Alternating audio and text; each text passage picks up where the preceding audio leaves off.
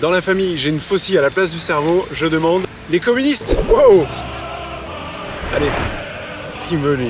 Parce que figurez-vous que les communistes en Ile-de-France veulent faire annuler devant la justice un dispositif qui existe depuis 10 ans, le bouclier de sécurité.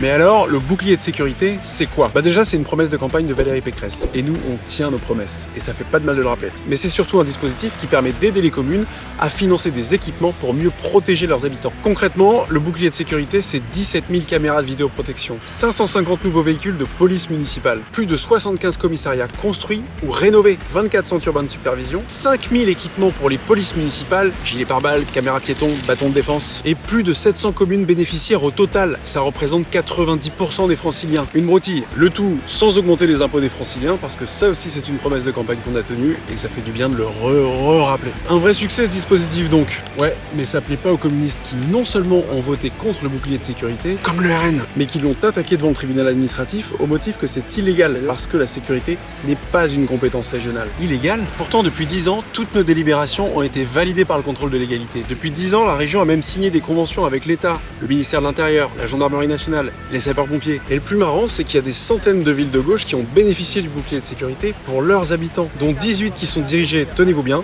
par des maires communistes. Ça, c'est très fort. Ils réclament de l'argent et ils attaquent celui qui leur a donné. C'est pas de l'ingratitude, c'est juste du communisme.